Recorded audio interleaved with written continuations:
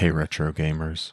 Today on Smashing Bricks, we head back to 1997, where we ignore every rule of the road and most other laws too, in Grand Theft Auto for the PC and Sony PlayStation. Good shot, kid. I think you got him. Good shot, kid. I think you got him.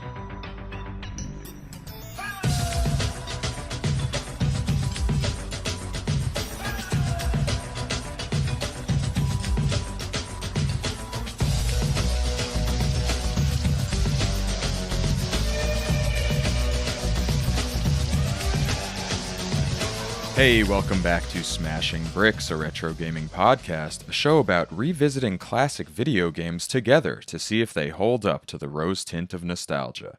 This is episode 48, and in today's season finale, I'm joined once again by our good friend, Kyle Stallock. Hey, Kyle. Hey, I'm happy to be back. This has been a fun episode to think about. So, Yeah. very excited to be here. Thank you, Eddie, for always having me. Yeah, thanks for being here, man. And what we're talking about is, well, first I should say this is a Power Up episode. And a Power Up episode is an episode brought to you by patrons of Smashing Bricks. And this time the game selected was brought to us once again by Ms. Muso. And she selected Grand Theft Auto. And this is the first game in that series, which, as we know, is very long running and has gone through some major changes over its lifespan. But this is the first one. This is the first one. This came out in November/December 1997 in the EU and in March/June 1998 in North America, and it was released for the PC and PlayStation 1. It was actually meant to be on a couple other consoles, but we'll talk about that in a minute. It was developed by DMA Design, and it was published by BMG Interactive in the EU, ASC Games for the PC in North America, and Take-Two Interactive on the PS1 in North America. And it's an action game, I guess. It's a driving, acting like a criminal game, right? What would you call it? What kind of genre would you say? I would call it many things that I wouldn't want Jack Thompson to hear. It's like a crime simulator almost. It is kind of a crime simulator. Can I point out one thing that maybe, Yeah. I don't know if we're going to talk about it later, but I'm really excited to mention. I don't know if you're doing your thing, but like, I can't get over the BMG thing in the title screen. Yeah. It blew my mind. BMG music. Yeah. They tried to be in everything at the time, like expanding into all these different things. So as far as I know, like a Virgin type of thing. Mm-hmm.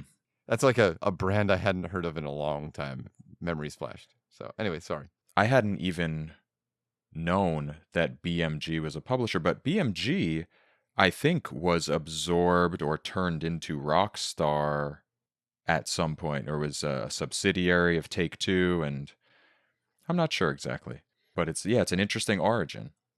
And DMA Design, who's the developer, became Rockstar North. But this was Grand Theft Auto 1, let's call it. And it was a top-down driving game with kind of tank controls where you got out of your car and walked around and you could commandeer all kinds, every vehicle you could see, you could open up and get into, drive around, get out. There was a lot of shooting, a lot of driving, a lot of crime, as we said. So it looked like, kind of like those old plastic mats that we had in the 80s for playing with our Hot Wheels cars. That's the top-down look. And maybe that's why it was so appealing to some of us at the time. It was to me. Like, I definitely made that connection when I first played this game. Were you ever into like Hot Wheels cars and stuff?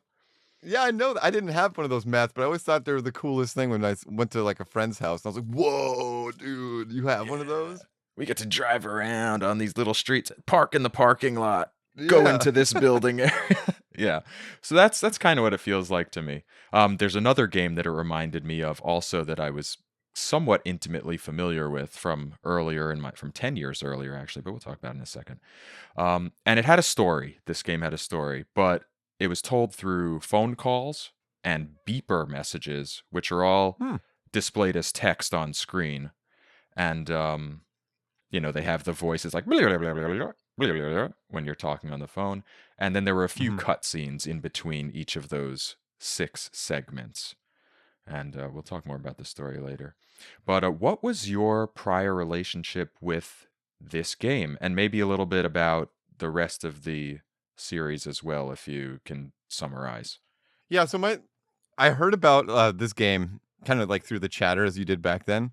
That all my friends were going over to this one person's place who had a brother who played this game, and Hmm.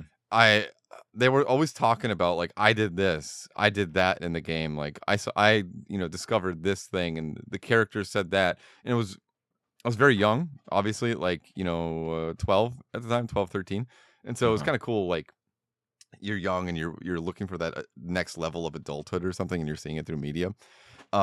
And so I didn't play it until a little bit later in that friend circle, and I thought this is cool, this is a lot of fun, and we all enjoyed not the story, but how long we could escape from the cops. That was always like, like a big thing for us, and the story didn't matter so much. And my history with GTA is that I didn't play the other games in this series, but when GTA 3 came out, I was the first person in like our school to have that. And then Vice City came out. I took a ride with my grandma to the nearest store, which was over an hour away, to buy it. I went with my grandma and her like friend on a trip, just sitting in the back talking to them, and just to get my game. And I got Vice City and all that. So I've been playing all these pretty much since they came out in day and date. Wow. But this was interesting for me because it felt like an arcade game, much Hmm. more so, where the new ones feel like big story based, like deep dives. Yeah. Yeah, I definitely feel that. For me, it's funny you mentioned a friend's house who had a brother, because I first played this game at my friend Mike's house because his older brother had it on PC. That's where I played it first. And he and I would get on there when we had the opportunity and just kind of mess around. Never really made it past the first Liberty City area, but Right. it was really cool. It was Yeah. different, something we'd never done. And we probably did kind of the similar things, run over some cops, get 4 cop faces, and then just try to run away, or just do all kinds of crazy stuff because like we could never do that stuff before. Hmm. And it felt like, wow, are we allowed to be playing a game like this? I don't think so. um Later I picked it up on the PS1 for myself, but I got the greatest hits version, which came out around 2001, I think. So there was a gap between the initial play and then getting it for myself. And then I played it a lot on the PS1, and I know this because of the degree of nostalgia that I was fed on this playthrough. I was like, "Oh my god, I know every song. I remember every sound. I remember every visual." Um, but I didn't remember it throughout time. It was just when seeing it, it queued it all back up for me and brought it back to my mind. Yeah. Yeah. Lots of I nostalgia love for the that. music, the cars, and the driving mechanics too. Because, well, we'll talk about why, but they are unique and kind of, you feel a lot of reward when you do it well, I think, because it's so easy to do it poorly. That's one way to say it. Like, it's rewarding when you do it well. I won't be as kind. I Yeah. don't know if you want me to go there right now, but I No, can. we'll get there. Let's do a little bit of game history because at this time, they were doing this, um, and they were doing something different. But in 1997 and 1998, those were banger years for video games in general. Oh my god. There wasn't much like this, and I would say there's nothing like this, but there were a couple racing games, but we had things like GoldenEye, Star Fox, Ocarina of Time, and Banjo-Kazooie for the Nintendo 64. We had Final Fantasy VII, Metal Gear Solid, Castlevania Symphony of the Night, Gran Turismo, a racing game, Cool. and Resident Evil 2 for the PlayStation. Panzer Oh my Dragoon Saga god. for the Saturn. For PC, we then had Diablo, Fallout, Half-Life, Grim Fandango, StarCraft. And that's over the 2 years, 97 and 98. And there were so many more. Those were just ones that I cherry picked because I think they're very good. But there were a ton of games that were coming out in these 2 years that have stood the test of time and were critically acclaimed and lauded by the gaming community. But there wasn't anything like this yet. There was car racing, there was kart racing, and even GTA adjacent games like Crazy Taxi and Driver were not out yet. They didn't come till 99. So this was kind of an originator. Keith R. Hamilton was the director and programmer of this game. This had a kind of troubled development, actually. It began in April 95, and as we said, the game came out in 97, the end of 97. It wasn't super long, but that's still kind of long for a 2D game at this time. And in an interview, someone on the team was saying every week they wanted to kill this game, and we'd have to kind of argue to keep it going. The writers and the designers were at odds. They originally titled it Race and Chase, where you were playing as a police officer chasing criminals, but they felt like that was boring, so they changed direction again. The cities themselves changed direction a lot. And this is where I was going to say, this sounded to me like All Points Bulletin. Do you ever play that for the arcade game with the wheel? Oh, yeah. You're right. Yeah, with the like in between, you would be a cop, you're like a rookie cop, and you have to find the criminals and drive them off the road. But it's like the opposite, because now we're the criminal. But it's funny that that's the only game that I could think of that felt like a GTA, but kind of reversed. I don't know. There's probably Got it. more, but anyway, they tried a lot of stuff, and eventually they made it to what was GTA. They were supposed to have a GTA 64, which would have been enhanced graphics with some extra missions, but they ended up canceling it before they ever even showed it to the public. And they were supposed to have it on Saturn, but they decided, no, Saturn is going nowhere. And Was that lastly, really it? what I read was that it was due to the declining popularity of the Saturn. Like, they didn't think it was a viable platform. Damn. Meanwhile, they had planned a Palm Pilot version as well. And of course, they canned that one too.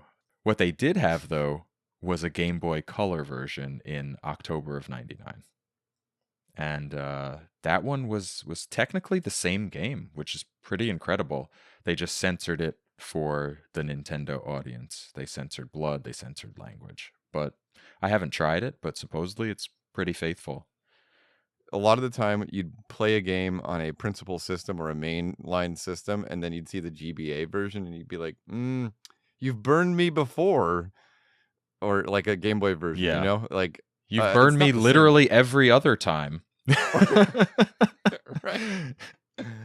Like 100 out of 100 times, except maybe Yeah. maybe 99 out of 100 times. Maybe GTA was the one. Yeah, right. Yeah, it just never made sense to me to like port a game to the Game Boy and call it the same thing. Like, you're not Right. fooling anybody. Or I guess they fooled you, I guess. As for the reception, sort of mid. On game rankings, PC version averaged 79%, PlayStation 68%, generous. Game Boy Color 57%. They criticized the graphics. They criticized the control. But they praised the freedom of choice and progression, which is non-linear because you choose your missions how you like, and you find missions throughout the city, which we'll get to a little bit later. When it came out, it was banned by the Justice Ministry of Brazil because of the crime. And it caused a lot of hubbub everywhere else, too. You know, there were a lot of newspaper articles and people against video games. This was, in the wake of the Mortal Kombat stuff and the Night Trap stuff. This was just further adding fuel to the fire of video games are destroying our youth. The game sold 1 million copies by November 98, and it maintained a top 20 position on the UK charts for at least 76 weeks. And it sold 3.5 million units by October 99 and 6 million by March 2001. It also spawned this immense series, which has about 1, 2, 3, 4, 5, 6, 7, 8, 9, 10, 11, 12, 13, 14, and one that may never come out. We won't go through all of them. We got a Grand Theft Auto Smashing Bricks episode before we got GTA 6. Yes. What else did we get before GTA 6? It has actually been now 13, it will have been 13 years if it comes out next year between Grand Theft Auto 5 and 6. Whoa. That's a long gap. That's one of the longest gaps in any series I've ever seen that I can remember. Elder Scrolls says, "What's up?" Oh, it's been a while, huh? Yeah. There may never be an Elder Scrolls 6. 6, it's an unlucky number, I suppose, for video game sequels. Anyway, that's that series, and that is what people thought about it when it was new. But what did we think about it now that it's old? Because we played it.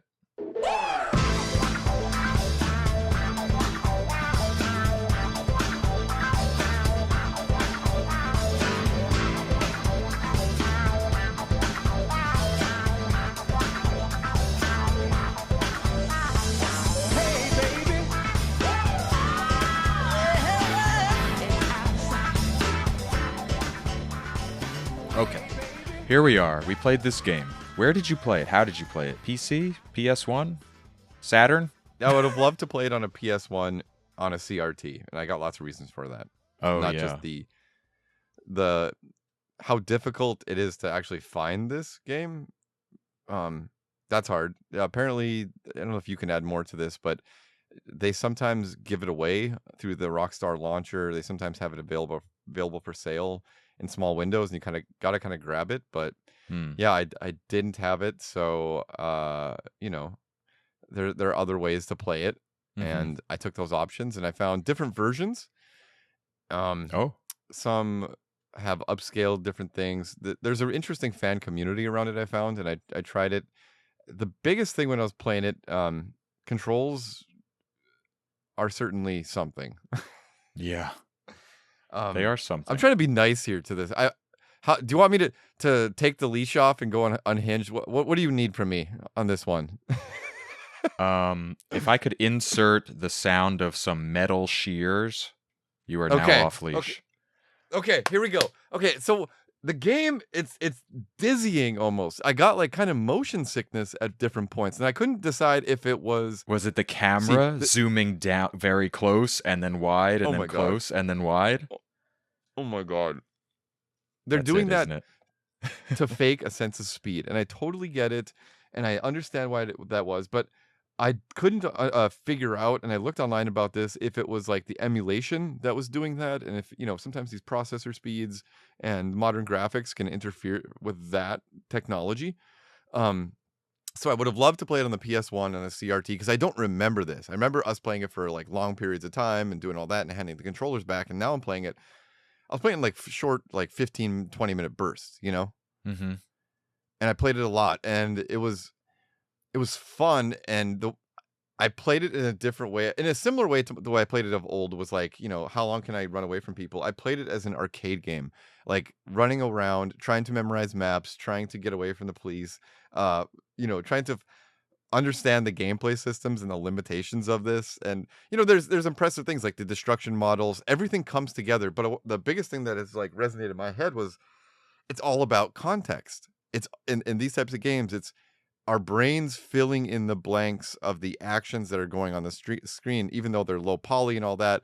It was one of the first games that gave us such a choice to take these types of actions, and that is still relevant today. It's fun to play that on an arcade level and go willy-nilly. Yeah, it's fun. Yeah, but dizzying. It's basically a playground. It's a sandbox, and it was an early example of a sandbox, at least in the console space. But yeah, it definitely truly gave you the freedom to kind of play how you want.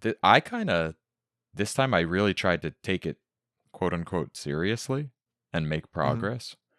And I found that fun to think about, oh wow, so I have these 4 phones.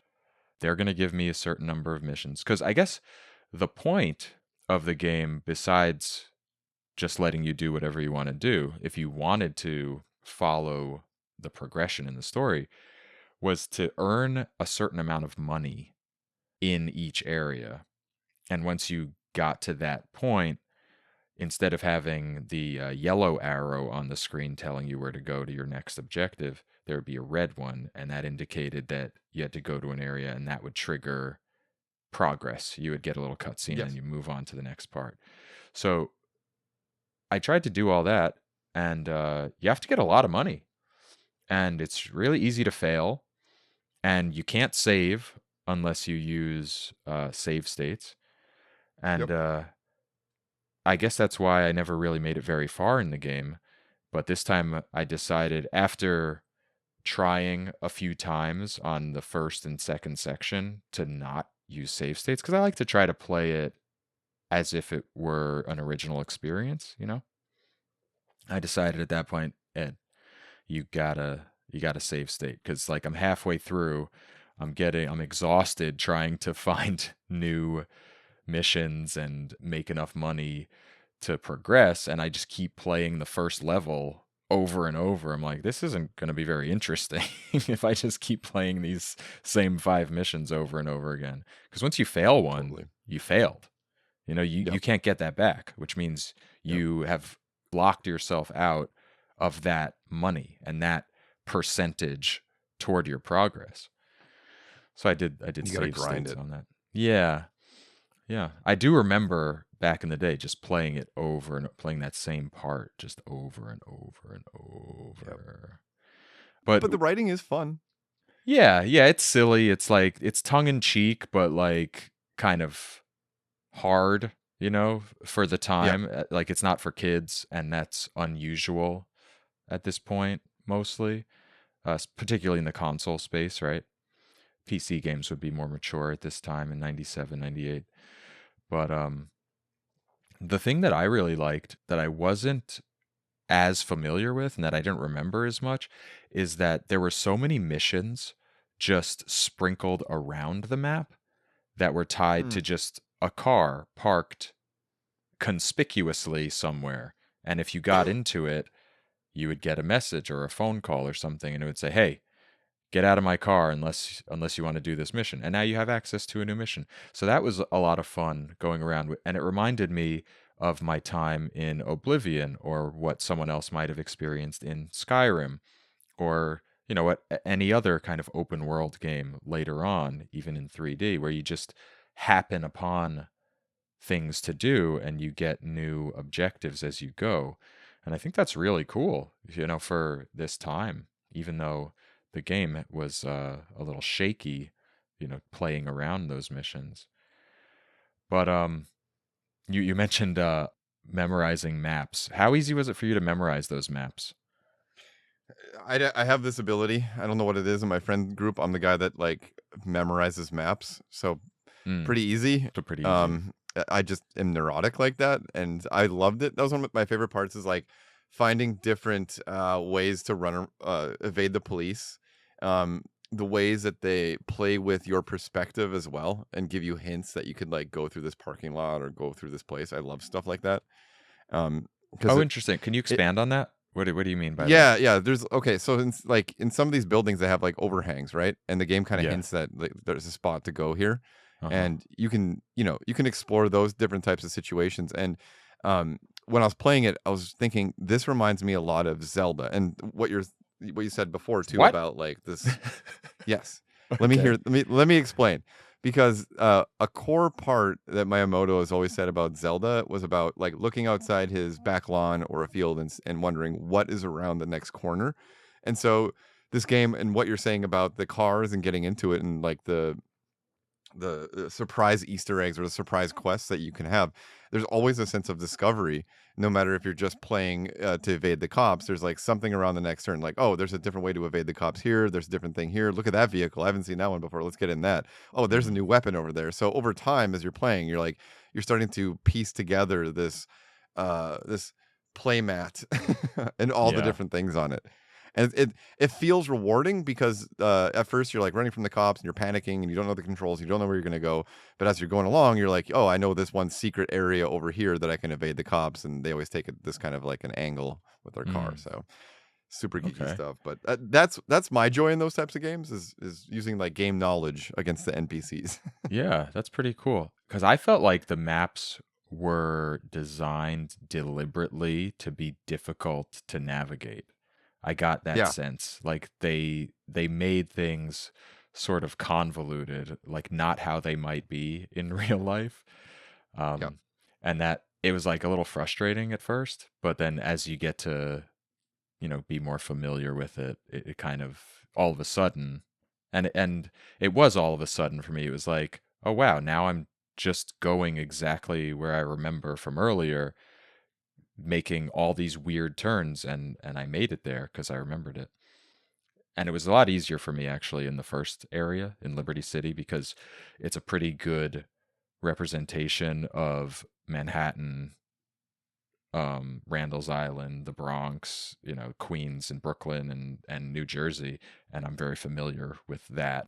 But then when I got to the second area, the they have did you make it to the second to San Andreas at least or no? I didn't get to that part. I Okay. the motion sickness honestly was so difficult for me at some points that I just had to stop. Oh man. Yeah, they could have. I feel like they should have only zoomed in when you stepped out of the car. Like once you Yeah, step in the car, they could just zoom it out and give yeah. because like why do they need you to, I don't know, something about going a certain distance within the screen, and since you're starting at a slow speed, I don't know. It is kind of I didn't like that either. I felt like they could have just zoomed out. Yeah, I felt like it was easier to deal with that camera when I was constantly going fast, Yeah, because it would definitely. zoom out so far, Yeah. and like I could learn the controls a little bit better at high speeds, than low speeds, and take in more of the map and everything. But yeah, it was weird because like I don't get motion sickness in games ever, even in like VR. But this one, it really, I almost gave up and messaged you that like I can't do this.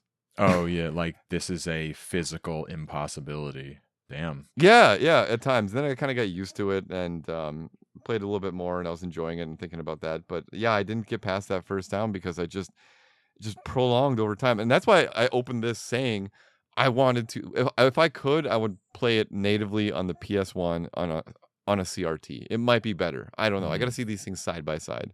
It still does the zoom in and out though.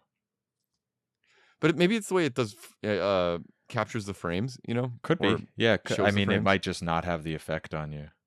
And Yeah. actually one of our listeners, Ms. Muso, mentioned that same thing about how it was like she called it a zoom induced headache within the first 5 minutes. So you're Yeah. not alone. Yeah, it's so weird. It never happens when I play games ever, and I was just like, "Am I getting old?" A white hair falls out of my beard at that Oh moment. no. Nah, I think it's just something about that. I think it's just a weird it was just a weird choice. That's Sergeant Lewis, Yama 13 Central.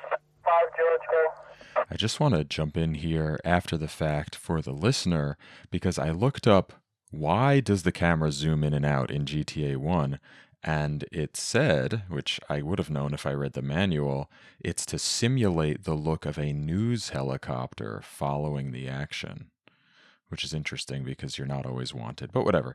That's the way that they explained it in the manual. Now back to the show. What was I going to say though? Oh, I was going to talk about the second map, how Liberty City is very flat, and then in the second map, there's like all of these hills because I think it's representing San Francisco. Yeah, yeah, because there's a Golden Oh Gate god. Bridge, but it's so many hills and so many like this goes over the top of this, but then there's a wall there, and you can't get to this part without going down and around and back up and over. And only from the left side can you get to this thing, and only from the right side can you get to this thing. So when I got there, it was like just a mess trying to get anywhere. And they did a lot of timed missions as well. They did some in the first area, and I didn't think those were the best. Like just, oh, you have to run from this phone, answer it, then run to the next phone, answer it, etc. But when they were doing it in the second area, it became like really difficult because everywhere I went was like, oh, that's a dead end. Oh, that's a wall. Oh, that's on a level below me, and if I go down, then I go to a level below that, and then if I go up somewhere else, then I go up 2 levels. How the heck do I get to this middle level? So that was frustrating, You sound like but you enjoyed it. yeah, but it was also like I was like, wait, but what? I want this to work, and I'm gonna keep trying, but it was frustrating at the same time. It was like if I just had, maybe that's something you could do. Just play without getting into a mission. Just drive around, learn the map, and then answer your first phone call at one of the payphones. However, in that second area, you also had this tendency for the character Fu to contact you without you going and choosing to answer one of the payphones. In Liberty City, you either got your mission from the payphones or from one of the cars, but in San Andreas, you would just like get a call and that's it. You're in a mission. Go. You're timed. I'm like, oh, what? Wait, I want to go pick up a machine gun or, like find some armor. Did you break the boxes while you were playing? Like, did you deliberately stop and hit all the boxes as you drove by them? I'm not neurotic like that. No. Yeah, neither did I. But then I thought maybe I should, instead of just blowing by all these boxes at 180 miles per hour in my penetrator car, maybe I should Yeah. stop and like get armor, a machine gun, a get out of jail free card, a police bribe. No. Like there's a lot of stuff that can help you, but Oh yeah. I was just like driving fast. Well, that's why it feels a lot like an arcade game. Like this feels like, I mean, it was supposed to be a racing game. Then they focused on the aspect. What I read was Mhm. they focused on the destruction aspects that everyone on the team loved, and so they did that. But it really feels like they were figuring themselves out, and this wasn't Yeah. like they had aspirations of telling a story, right? But Mhm. they knew at the beginning, like people just want to run around and what's the 5 to 15 minute gameplay loop, and they focused on that and they delivered that. Yeah. Well, because they felt it themselves. They were like, this isn't fun. Yeah. Oh, but this is. Yeah. Let's make Yep. this part. Let's make the fun game instead of the not fun game. Yeah, exactly. Yeah. Should have told that to the team behind Banjo Tooie. So you didn't love. What? I hate that That game. was such a deep cut, man. I hate that game. You hate Banjo Tooie? Yeah, so much. So you're not into the tank controls. You're not into the camera, or were the tank controls okay? They're fine. I play lots of games like that. There's a game that came out recently for it was like on Steam, and I played on my Steam Deck. I think it's called Maniac. Mhm. And it's basically this with different types of gameplay elements, 3D models though. And I love those types of games. Modernized. It's the same type of controls. I don't mind that. It was Mhm. just the camera, and it also could have been the way that the game engine processes like frames or processes things. Like they probably zoomed in for a reason in terms of like processing some things or animations or something like that. I don't know. Oftentimes that's what happens, but definitely chugged or did something. Okay. So other than that, I found it weird. I found all the controls to be very weird because when I started the game, I usually look at the controller layout and I'm like, what? You move forward by holding a button, like even when you're Yeah. walking, and then it's like Yeah. this out of the way button does this out of the way button. It's just like something that I would not map if I were thinking, okay, if I have a controller and this is my canvas, how do I paint my controls onto this? It would not be Yeah. the options Yeah. that they gave us. But surprisingly, it came back to me pretty quickly. Okay, fair, because I remapped my controls. All the default options that I saw for the different like keyboard and mouse, or just keyboard, I guess in this case, and the controller, the default for the controller did not make any sense to me, so I It's just remapped weird, everything. right? Yeah, like it was using ZX and like U and like What? two hands on the keyboard, and yeah, And how do you move? It- Jeez, that's weird. it was weird. It was bizarre. Yeah, and then aiming was pretty difficult because you're holding a button to move forward and you're pressing left and right to just rotate in place. I don't know how many times I was like holding a machine gun with, infinite ammo, and this one little cop just walks straight up to me and says, "Spread 'em, punk." I'm like, man, Yeah. I what? I had the drop I on had a you, but I just couldn't no. perform. Super cop there was coming at you. No, I had uh a moment where I was first playing the game and I was running around meleeing people, and it's just it's not an easy game to melee people in. No, no, and you're just punching. It w- So like there it's were so funny. times when I was just punching someone and he fell down, and I just wait. He stands up, punch him down, stands up. How do I can you beat someone to death with your hands, or do you have to have a gun? I don't know. Do you I know? didn't stick around, but I No. was just running and trying to punch as many people as I could, and it was just like this is just so funny because it's such a simple animation. He's like strong arming or Yeah. straight arming in Stiff football, you arming. know, stiff Yeah. arming. Yeah. And I love the little quips, like if you bump into another character on the sidewalk. I Yeah. forget what they say. It's probably some foul language, You but sick people are just wad! cursing you out as you go. People And scream at you that's as you not drive by. yeah, and like the world feels very lived in, even though it's so pixelated, because you get little things like that. The cars have different sounds. Mhm. There's a different visual identity to different places in the town. So it like I said, it's an interesting thing because your mind fills in the blanks of what you're not seeing. They provide just enough for you to Yeah, imagine that you're in this world and causing destruction. definitely. Oh my god. So I had so many difficulties. Like, even after I got a grasp of the controls, there were so many times that I would be like in the last couple seconds of the timer, or like right near the garage that I had to pull into. And at that moment, I would mess up the controls. Like I would get out of the car instead of going in reverse, or Oh, I would I would try to get into a car instead of shooting, or I would, if I was going in reverse, I would do it backwards because I was facing down on the screen instead of up, and like at that moment my brain would just transpose left and right. And I had so many mistakes like that were critical errors that caused me to fail a mission, and I'm like, "Oh, jeez. Why?" bummer.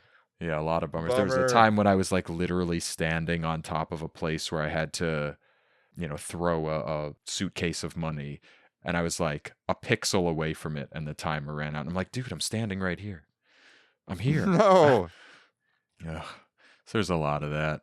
But I really like just the main, like the top level concepts of commandeering any vehicle. Like, you gotta love that. That was Yeah. I hadn't seen that before. It became a big thing, mostly by DMA Design and then all the people who wanted to copy Grand Theft Auto. But that was so cool. I still think that's so cool. Getting into, and all the different cars, they function differently. Like, they have different Yeah. speeds. They have different kind of handling. Like, some of the faster cars will wobble back and forth. Like, you have the worst wheel alignment in the world, and then other ones will be more easy to handle. I found that there were cars that were like not the fastest ones, but a tier below, that were often the best to use because you had some amount of speed, but also you could handle them better, and you still And got, some are more durable too. yeah. Oh, and some are more durable too. And then there were ones Yeah. like you had to drive a hippie van, and it went 1 mile per hour, and you were on a timer, and I was like, oh my god, and it had the worst turning radius in the history of the world. And you can see shades of all these things in like modern games. That one game came out recently called Deliver at All Costs, where you're kind of like a delivery driver and you do like antics around a city like this. So the DNA of this is in so many things. And yeah, it was Mhm. reviewed poorly. And this is kind of like a bigger concept about like putting something new in the player's hands. It may not be like fully fleshed out, but they have an opportunity to be empowered or experience something before. I th- I it reminds me of when Untitled Goose Game came out, Mhm. and it wasn't exactly like a groundbreaking game, but you could just be a goose and walk around and mess stuff up. And that in itself was something that we hadn't seen in such a polished kind of way. And this brought home like a lot of different concepts that we've maybe seen before, like Postal or Yeah. Carmageddon or some other things like that. And they put it into one convenient package. And like I said, maybe was kind of middle of the road scores, but they had something. They had Yeah, something well, it unique. opened up a lot of things for the wider industry. Like people saw this Yeah. and they were like, "Oh, we can run with this." And Yep. even maybe a few years down the line, and I think that's what the Hausers did. Like they came to DMA and they were like we're going to go in this direction with these games. And when GTA 3 hit, that's when it really exploded. They opened it up. They Yeah. took it to the next level with like all the new things that they could do for the series. And other companies took the ideas and concepts, and whether it was a GTA clone or something completely different, a Yep. medieval whatever, it could be anything. It's just the concepts, like you're saying, the sandbox, the freedom, the agency. Yep. So it was an important title, even if it wasn't a good one at the time. Yeah. But some Yeah. people It's do think it's a good inspired one. discussion. Yeah. I just want to say there was multiplayer in this game on PC. If you hooked up a LAN, you could do like different racing and certain other competitions. I never knew about that. But What? that sounds amazing. Yeah, you could connect by LAN or via some sort of connection where you have to have your IP address, and it was late 90s PC stuff. But there was netcode of some Huh. sort. I don't know much about it, but that's pretty cool. It wasn't on That's cool. PS1 though. Okay. So we're getting toward the end here. At the end of every episode, we like to decide after playing these games whether they were worth replaying and would we recommend it to someone to replay now, 20 plus years later. And if it was worth replaying, we call it a smash. And if it wasn't, then it's more of a brick.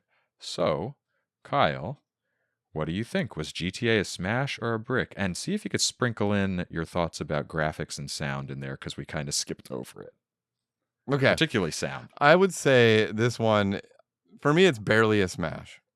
Okay. Um, Because you're a generous smash giver based on history. Is that I the think reason? I give everything a smash. Yeah. Because I don't know. I'm an easy one for that, but I think the graphics and sound. I love the breadth of the sound. I love how interactive that environment is. I had no problems with like the sound quality or anything like that. It was of the era. I Mhm. think the graphics were certainly good enough. Like Yeah, they did the job. they did. And I didn't have a problem with the game when I was playing it. Anything. It's like the gameplay loop is limiting. Yes, but if you want to get into that headspace, you can do it. And yeah, I would have loved if they could go back and they could like remake this Oh and my and God, what an and idea. put in like some modern game like design ideas. It could Yes. be re-released as a new version, as like a 2.0, as something substantial. Yes. 1,000% yes, I would love that. Because it's got problems. Mm-hmm. It's got problems. So you're saying it's a smash. Yep. I'm gonna also say it's a smash. I recognize the problems. I do have a lot of nostalgia for it, but I think it's super important, as we were saying. It was kind of a turning point for at least one segment of the industry. And I have a little analogy. You and I are both into photography, at least a little bit. Yep. And in photography, there are lenses that are like cutting edge, pristine, clinical, sharp, perfectly corrected, no distortion type of lenses. And they're Yep. great. They're professional. They're everything like that. They're Grand Theft Auto 6. But then there are what we call characterful lenses. These are oftentimes classic lenses with lack of coatings on them or lack of correction to some of the fall off of light and sharpness, and they give you a different sort of look, and they have different shapes in the background blur. But those weird things about them give them a lot of character, and they're still fun to use. I call this a game that is dripping with character. It Mm-hmm. oozes character, and that Yep. makes it fun to participate in, whether it's a solid game technically or not. And I think it's good on its gameplay mechanics, on the merits of how it was built, even if it's not the best. And as you said, if it were remade again today, it would be so much better. But Yeah. as it is, I liked it. I love it for the nostalgia, and it always have a place in my heart, you know. So smash from me, smash from Kyle, and that And makes yeah, oh, I was gonna say, and to give them credit too, because a lot of people have tried to iterate on the GTA formula many times, and many people have failed. And even in games that look just like this, they have failed. So yeah, they had lightning in a bottle, and somehow they've managed to maintain lightning in a bottle throughout this game's history, and that's impressive. yeah. Cool. So with that, Grand Theft Auto is a smash and was/is worth revisiting in 2025 and beyond. We have some listener commentary, one from Sogeki Dan. I remember when GTA 1 came out, I was like 13. I rented it from Blockbuster because I was just picking out a random game. This was, of course, before the internet was a real thing, so the only way you could know about games coming out at all was through magazines. This was a pick that was completely random, and when I played it, I felt like I was playing something I wasn't supposed to be playing, because you were pretty much a bad guy, and that wasn't the case for games back then. Stealing cars, doing crime, and listening to music while doing it? It was unlike anything I ever played, and from that point on, I always played GTA games. But they started to feel less true to their origins by the time GTA 4 came out. Oh, I agree with that. I agree with that too. And then we also have a commentary from Ms. Muso, who says, iconic game, top down view. And back when I played this in my youth, it was just to drive cars around. And it always had to be the 4x4 for some reason. Oh, God, I hate that car. I didn't even realize there were missions. Wow, that's awesome. Playing this in 2025, I had zoom induced headache within the first 5 minutes. I dislike the constant shifting and waiting until you're at full speed to see as much map as you're going to get. There are too many cars so you don't see them coming and crash every 20 seconds. Not enough motorbikes. Police didn't feel like a massive factor in any part of the game. The most character you get is through the phone and the very few cutscenes. Not a lot to go by.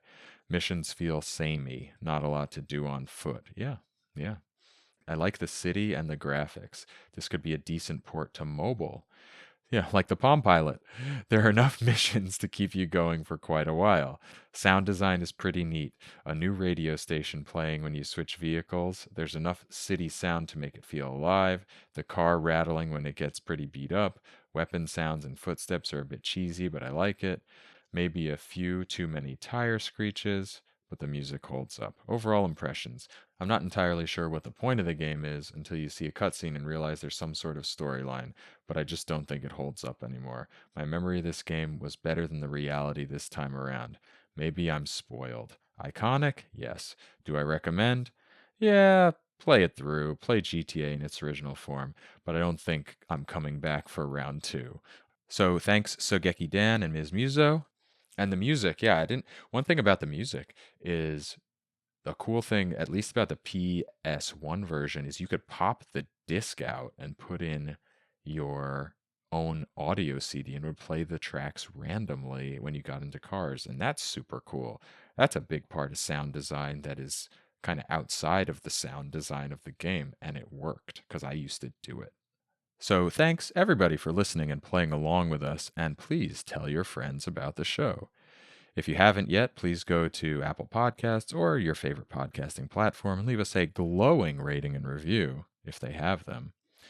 I'll always be on the lookout for reviews to read on the show if you do. If you want to go above and beyond that and support the show monetarily while getting some fun perks, head over to patreon.smashingbricks.com and become a patron for as little as $1 a month. If you supported the Fireflower tier, you'll get those monthly bonus round episodes you've been hearing on the main feed more than a year early, tying in with the most recent game discussion. and you'll get to submit games to a much smaller list for upcoming Power Up episodes.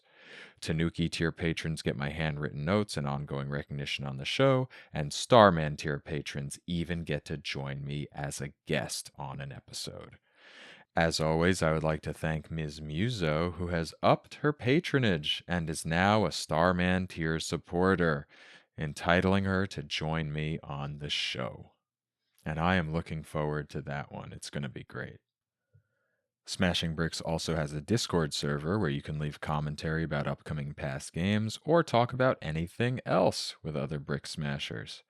Links to everything mentioned can be found in the episode description and at our link tree, which is links.smashingbricks.com. As for next episode, it will be a Starman episode, and I will be joined by Ms. Muso from the Smashing Bricks community.